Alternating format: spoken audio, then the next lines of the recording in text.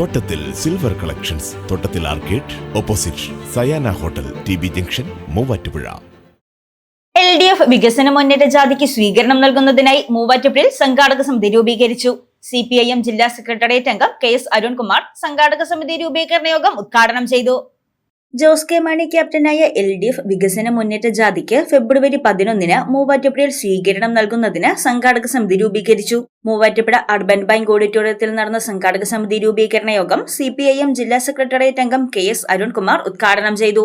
പുതിയ വികസന പ്രവർത്തനത്തിന്റെ കാര്യത്തിലുമെല്ലാം കേരളത്തെ അവഗണിച്ചുകൊണ്ടിരിക്കുകയാണ്. ആ അവഗണനയ്ക്കെതിരെ നമ്മൾ ഡൽഹി കേന്ദ്രീകരിച്ചുകൊണ്ട് വലിയ പ്രക്ഷോഭ സമരങ്ങൾ നടത്തി. അതിനുശേഷം സുപ്രീം കോടതിയിൽ പോയി നിയമ പോരാട്ടം നടത്തി.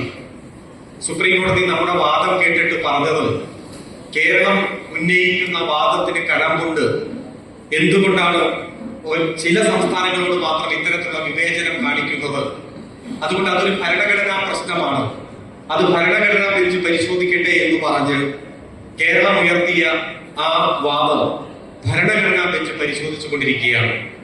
അതിൽ നിന്ന് വ്യക്തമാണ് നഗ്നമായിട്ടുള്ള വിവേചനം NDA ഗവൺമെന്റിന്റെ കീഴിൽ കേരളം ഉൾപ്പെടെയുള്ള സംസ്ഥാനങ്ങൾ അഭിമുഖീകരിച്ചു കൊണ്ടിരിക്കുകയാണ്.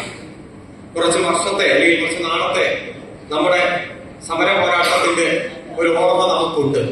നിരന്തരമായിട്ടുള്ള ഇടപെടലിന്റെ ഒരു ഓർമ്മ നമുക്കുണ്ട്. കേരളത്തോട് മാത്രം അത്തരത്തിലുള്ള നയം തുടരുന്ന ഒരു സാഹചര്യത്തിൽ മേഖലാ ജാഥയിൽ ഏറ്റവും പ്രധാനപ്പെട്ട മുദ്രാവാക്യമായി മുന്നോട്ട് വച്ചിരിക്കുന്നത് കേന്ദ്രത്തിന്റെ കേരളത്തോടുള്ള അവഗണന തന്നെയാണ്. CPI മണ്ഡലം സെക്രട്ടറി ജോളി പൊട്ടയ്ക്കൽ അധ്യക്ഷത വഹിച്ച യോഗത്തിൽ CPIM ജില്ലാ സെക്രട്ടേറിയറ്റ് അംഗം Shaji Muhammad, area secretary Aneesh M. Mathew, area committee അംഗം MR പ്രഭാകരൻ, CPI ജില്ലാ എക്സിക്യൂട്ടീവ് അംഗങ്ങളായ ബാബു പോൾ, എൽദോ ഇബ്രഹാം, KA നവാസ്, കേരള കോൺഗ്രസ് M നിയോജക മണ്ഡലം പ്രസിഡന്റ് ഷൈൻ ജേക്കബ്, INL സംസ്ഥാന പ്രവർത്തക സമിതി അംഗം അലി മേപ്പാട്ട്, ജില്ലാ പ്രസിഡന്റ് ബൈജു പായിപ്ര, RJD നിയോജക മണ്ഡലം പ്രസിഡന്റ് കുഞ്ഞൻ ശശി, കോൺഗ്രസ് S നിയോജക മണ്ഡലം പ്രസിഡന്റ് OK ഷാജൻ തുടങ്ങിയവർ പ്രസംഗിച്ചു. 1001 അംഗ ജനറൽ കമ്മിറ്റിയും 201 അംഗ എക്സിക്യൂട്ടീവ് കമ്മിറ്റിയും ഉൾപ്പെടുന്ന സംഘാടക സമിതിയെയാണ് യോഗത്തിൽ തെരഞ്ഞെടുത്തത്.